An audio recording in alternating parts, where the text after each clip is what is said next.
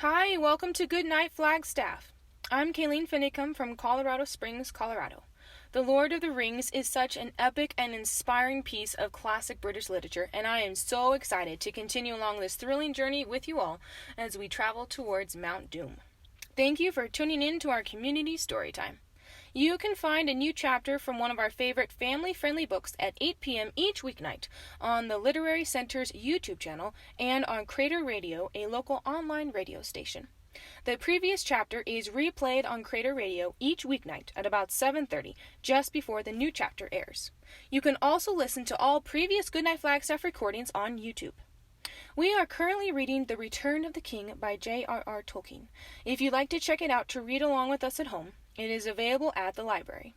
Check one out today with your Coconino County Library card. Please email us if you'd like to join our team of readers and connect with your community through stories. All ages are welcome. Our email is goodnightflagstaff@gmail.com.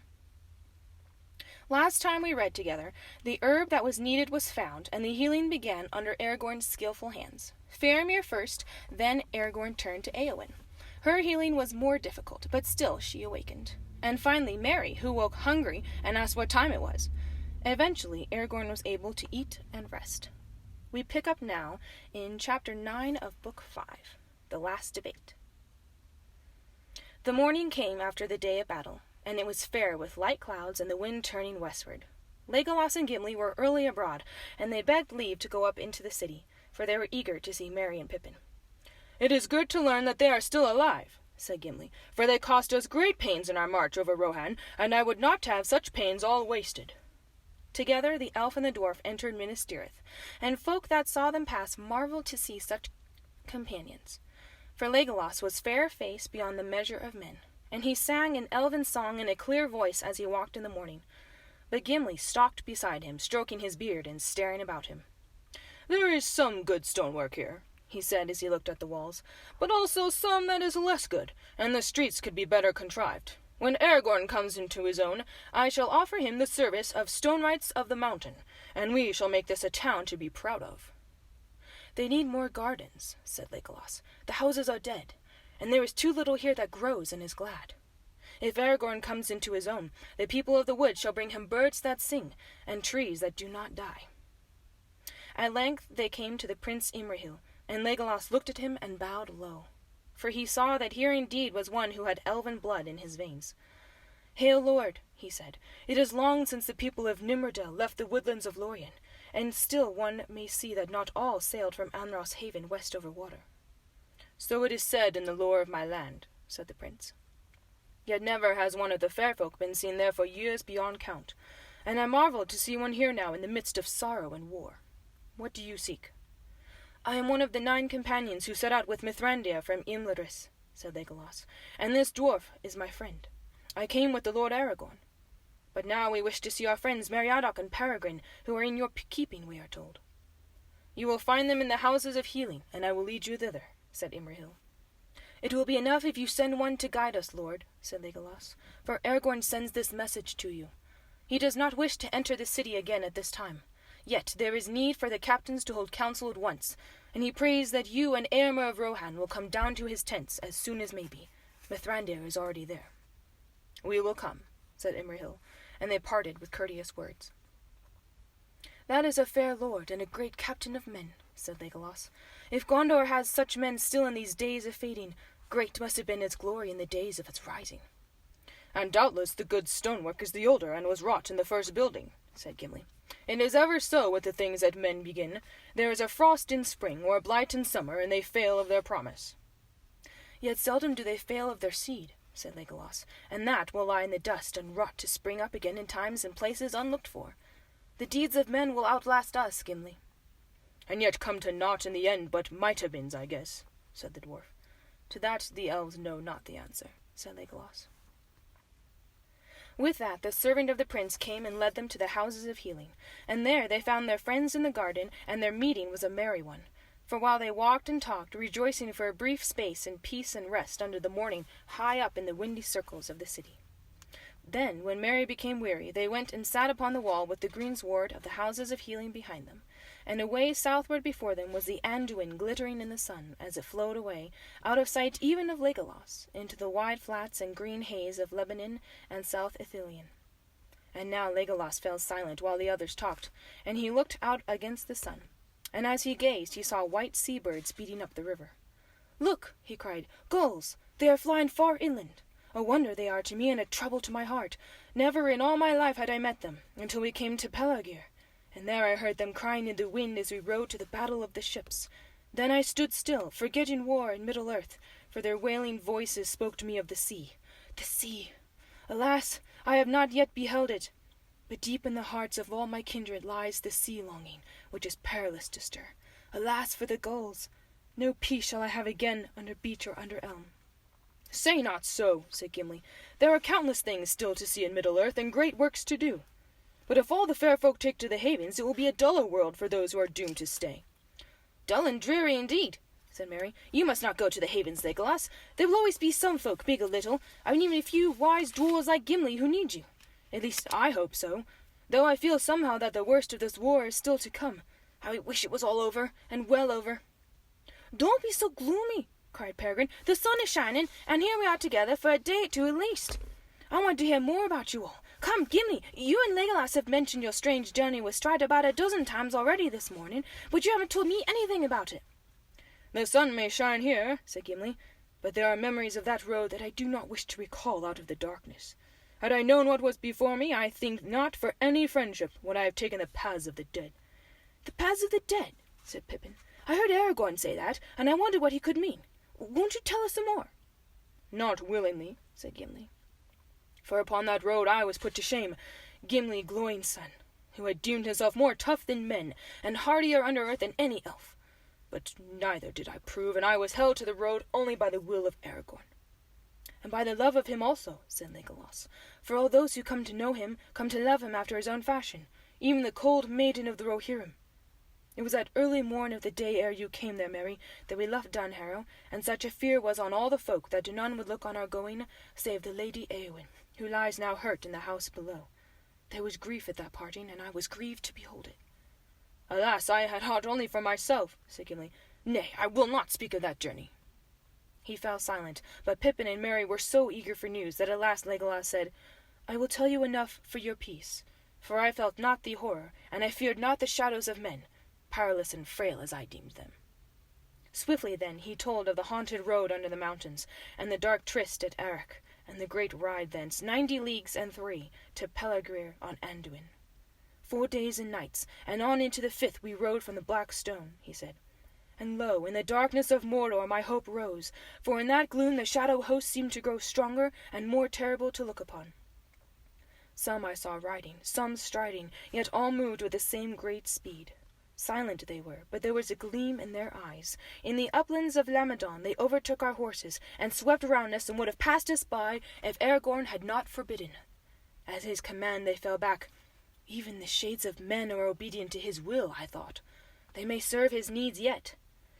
On the light of day we rode, and then came the day without dawn, and still we rode on, and Cyril and Ringlo we crossed, and on the 3rd day we came to Linhir, above the mouth of Gilrain. And there men of Lamadon contested the fords with fell folk of Umbar and Harad, who had sailed up the river. But defenders and foes alike gave up the battle and fled when we came, crying out that the king of dead was upon them. Only Angbor, lord of Lamadon, had the heart to abide us, and Aragorn bade him gather his folk and come behind if they dared, when the grey host had passed. At Pelagir the heir of Isildur will have need of you, he said. Thus we crossed over to Gilrain, driving the allies of Mordor in rout before us, and then we rested a while. But soon Aragorn arose, saying, Lo, already Minas Tirith is assailed. I fear that it will fall ere we come to its aid. So we mounted again before night had passed, and went on with all the speed that horses could endure over the plains of Lebanon. Legolas paused and sighed, and turning his eyes southward softly he sang, Silver flow the streams from Selos to Eroi, in the green fields of Lebanon. Tall grows the grass there, in the wind from the sea the white lilies sway. And the golden bells are shaken of Malos and Altharin, in the green fields of Lebanon, in the wind from the sea. Green are those fields in the songs of my people, but they were dark then, grey wastes in the blackness before us. and over the wide land, trampling unheeded the grass and the flowers, we hunted our foes through a day and a night, until we came at the bitter end to the great river at last. Then I thought in my heart that we drew near to the sea, for wide was the water in the darkness, and the sea-birds innumerable cried on its shores. Alas for the wailing of the gulls! Did not the lady tell me to beware of them? And now I cannot forget them. For my part, I heeded them not, said Gimli, for we came then at last upon battle in earnest. There at Pelargir lay the main fleet of Umbar, 50 great ships and smaller vessels beyond count. Many of those that we pursued had reached the havens before us, and brought their fear with them. And some of the ships had put off, seeking to escape down the river or to reach the far shore, and many of the smaller craft were ablaze. But the Haradrim, being now driven to the brink, turned at bay, and they were fierce in despair. They laughed when they looked on us, for they were a great army still. But Aragorn halted and cried with a great voice, Now come! By the black stone I call you! And suddenly the shadow host that had hung back at the last came up like a grey tide, sweeping all away before it. Faint cries I heard, and dim horns blowing, and a murmur as of countless far voices. It was like the echo of some forgotten battle in the dark years long ago. Pale swords were drawn, but I know not whether their blades would still bite, for the dead needed no longer any weapon but fear. None could withstand them. To every ship they came that was drawn up, and then they passed over the water to those that were anchored, and all the mariners were filled with a madness of terror, and leapt overboard, save the slaves chained to the oars. Reckless we rowed among our fleeing foes, driving them like leaves until we came to the shore. And then to each of the great ships that remained, Aragorn sent one of the Dunedain, and they comforted the captives that were aboard, and bid them put aside fear and be free. Ere that dark day ended, none of the enemy were left to resist us. All were drowned, or were flying south in the hope to find their own lands upon foot. Strange and wonderful I thought it that the designs of Mordor should be overthrown by such wraiths of fear and darkness. With its own weapons it was worsted. Strange indeed, said Legolas. In that hour I looked on Aragorn, and thought how great and terrible a lord he might have become in the strength of his will, had he taken the ring to himself. Not for naught does Mordor fear him. But nobler is his spirit than the understanding of Sauron. For is he not of the children of Luthien? Never shall that line fail, though the years may lengthen beyond count. Beyond the eyes of the dwarves are such foretellings, said Gimli. But mighty indeed was Aragorn that day. Lo, all the Black Fleet was in his hands, and he chose the greatest ship to be his own, and he went up into it. Then he let sound a great concourse of trumpets taken from the enemy, and the shadow host withdrew to the shore. There they stood, silent, hardly to be seen, save for a red gleam in their eyes that caught the glare of the ships that were burning. And Aragorn spoke in a loud voice to the dead men, crying, Hear now the words of the heir of Isildur. Your oath is fulfilled. Go back and trouble not the valleys ever again. Depart, and be at rest. And thereupon the king of the dead stood out before the host, and broke his spear, and cast it down. Then he bowed low and turned away, and swiftly the whole grey host drew on and vanished like a mist that is driven back by a sudden wind, and it seemed to me that I awoke from a dream. That night we rested while others labored, for there were many captives set free, and many slaves released who had been folk of Gondor taken in raids. And soon also there was a great gathering of men out of Lebanon and the Ithir, and Angbor of Lamadon came up with all the horsemen that he could muster. Now that the fear of the dead was removed, they came to aid us, and to look on the heir of Isildur, for the rumor of that name had run like fire in the dark. And that is near the end of our tale, for during that evening and night many ships were made ready and manned, and in the morning the fleet set forth. Long past it now seems, yet it was but the morn of the day ere yesterday, the 6th since we rode from Dunharrow. But still Aragorn was driven by fear that time was too short. It is 40 leagues and 2 from Pelargir to the landings at the Harland, he said. Yet to the Harland we must come tomorrow, or fail utterly. The oars were now wielded by freemen, and manfully they labored. Yet slowly we passed up the great river, for we strove against its stream, and though that is not swift down in the south, we had no help of wind. Heavy would my heart have been, for all our victory at the havens, if Legolas had not laughed suddenly. Up with your beard, Durin's son, he said, for thus it is spoken. Oft hope is born when all is forlorn. But what hope he saw from afar he would not tell. When night came it did but deepen the darkness, and our hearts were hot. Far away in the north we saw a red glow under the cloud, and Aragorn said, Minas Tirith is burning. But at midnight hope was indeed born anew. Sea-crafty men of the Ithir, gazing southward, spoke of a change coming in with a fresh wind from the sea. Long ere day the masted ships hoisted sail, and our speed grew, until dawn whitened the foam at our prows.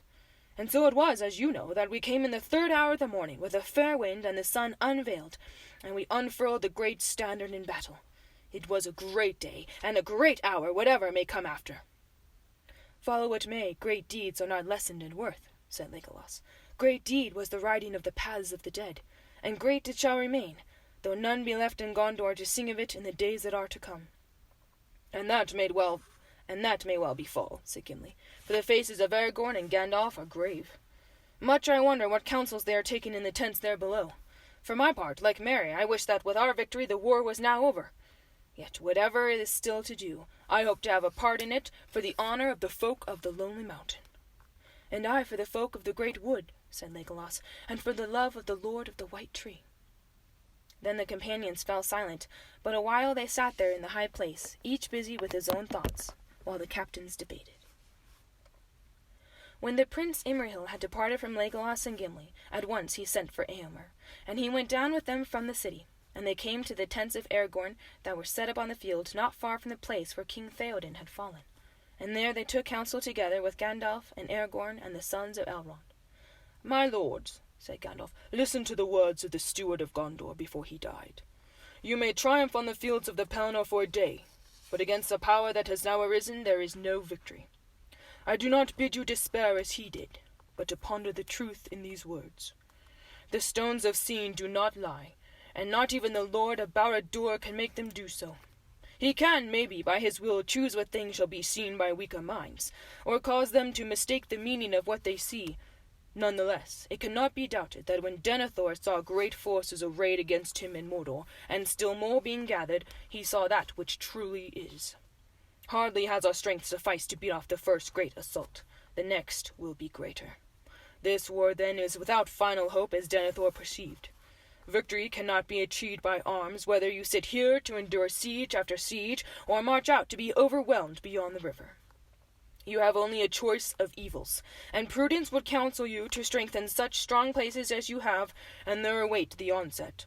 For so shall the time before your end be made a little longer. Then would you have us retreat to Minas Tirith, or Dol Amroth, or to Dunharrow, and sit there like children on sand castles when the tide is flowing? Said Imrahil. That would be no new counsel, said Gandalf. Have you not done this, and little more all the days of Denethor? But no! I said this would be prudent. I do not counsel prudence. I said victory could not be achieved by arms. I still hope for victory, but not by arms. For into the midst of all these policies comes the ring of power, the foundation of Barad-dûr, and the hope of Sauron. Concerning this thing, my lords, you know all now well enough for the understanding of our plight, and of Sauron's.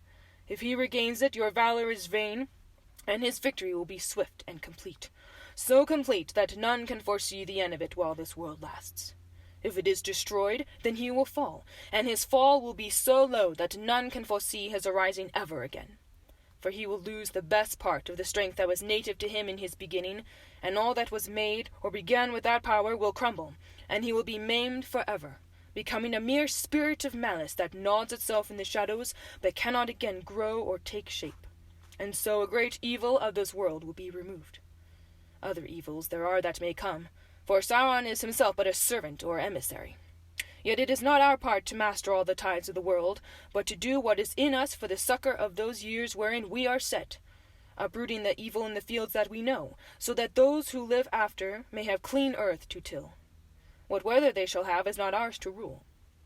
Now Sauron knows all this, and he knows that this precious thing which he lost has been found again, but he does not know where it is, or so we hope. And therefore he is now in great doubt. For if we have found this thing, there are some among us with strength enough to wield it. That too he knows. For do I not guess rightly, Aragorn, that you have shown yourself to him in the stone of Orthanc? I did so ere I rode from the Hornburg, answered Aragorn. I deemed that the time was right, and that the stone had come to me for just such a purpose. It was then 10 days since the ring-bearer went east from Rauos, and the eye of Sauron, I thought, should be drawn out from his own land. Too seldom has he been challenged since he returned to his tower. Though if I had foreseen how swift would be his onset and answer, maybe I should not have dared to show myself. Bare time was given me to come to your aid. But how is this? Asked Éomer. All is vain, you say, if he has the ring. Why should he not think it vain to assail us if we have it?" "He is not yet sure," said Gandalf, "and he has not built up his power by waiting until his enemies are secure, as we have done. Also, we could not learn how to wield the full power all in a day. Indeed, it can be used only by one master alone, not by many, and he will look for a time of strife, ere one of the great among us makes himself master and puts down the others. In that time the ring might aid him if he were sudden. He is watching. He sees much and hears much. His Nazgul are still abroad. They passed over this field ere the sunrise, though few of the weary and sleeping were aware of them. He studies the signs. The sword that robbed him of his treasure remade, the winds of fortune turning in our favor, and the defeat unlooked for of his first assault, the fall of his great captain. His doubt will be growing even as we speak here. His eye is now straining towards us, blind almost to all else that is moving. So we must keep it. Therein lies all our hope. This, then, is my counsel.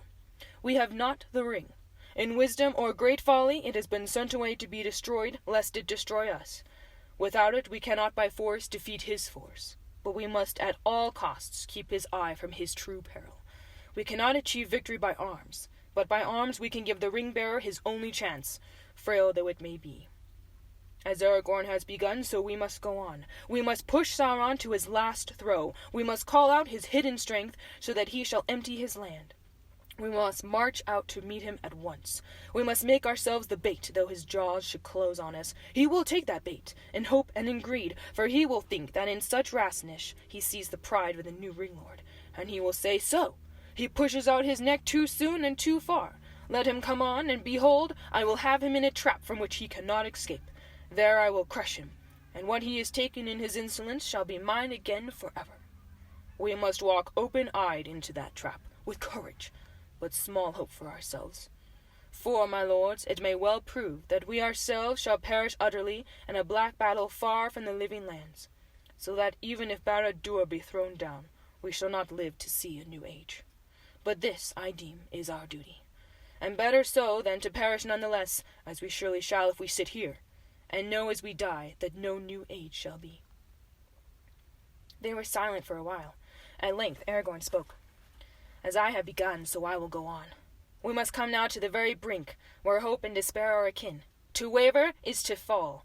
Let none now reject the counsels of Gandalf, whose long labors against Sauron come at last to their test. But for him all long ago would have been lost. None the less I do not claim to command any man. Let others choose as they will." Then said Elrohir, "From the north we came with this purpose, and from Elrond our father we brought this very counsel. We will not turn back." "As for myself," said Éomer, "I have little knowledge of these deep matters, but I need it not. This I know, and it is enough, that as my friend Aragorn succored me and my people, so I will aid him when he calls. I will go." "As for me," said Imrahil, "the Lord Aragorn I hold to be my liege lord, whether he claim it or no. His wish to me is a command. I will go also. Yet for a while I stand in the place of the steward of Gondor, and it is mine to think first of its people. To prudence some heed must still be given, for we must prepare against all chances, good as well as evil. Now it may be that we shall triumph, and while there is any hope of this, Gondor must be protected. I would not have us return with victory to a city in ruins and a land ravaged behind us. And yet we learn from the Rohirrim that there is still an army unfought upon our northern flank." "That is true," said Gandalf. "I do not counsel you to leave the city all unmanned. Indeed, the force that we lead east need not be great enough for any assault in earnest upon Mordor, so long as it be great enough to challenge battle, and it must move soon. Therefore, I ask the captains, what force shall we muster and lead out in 2 days' time at the latest? And they must be hardy men that go willingly, knowing their peril." "All are weary, and very many have wounds light or grievous," said Éomer, "and we have suffered much loss of our horses, and that is ill to bear. If we ride soon, then I cannot hope to lead even 2,000, and yet leave as many for the defence of the city." "We have not only to reckon with those who fought on this field," said Aragorn. "New strength is on the way from the southern fiefs, now that the coasts have been rid. 4,000 I sent marching from Pelgrir through Lasarnak 2 days ago, and Angbor the Fearless rides before them. If we set out in 2 days more, they will draw nigh ere we depart. Moreover, many were bidden to follow me up the river in any craft they could gather, and with this wind they will soon be at hand. Indeed, several ships have already come into the Harland. I judge that we could lead out 7,000 of horse and foot, and yet leave the city in better defence than it was when the assault began." "The gate is destroyed," said Imrahil, "and where now is the skill to rebuild it and set it up anew?" "In Erebor and the kingdom of Dane there is such skill," said Aragorn, "and if all our hopes do not perish, then in time I will send Gimli, Gloin's son, to ask for rights of the mountain.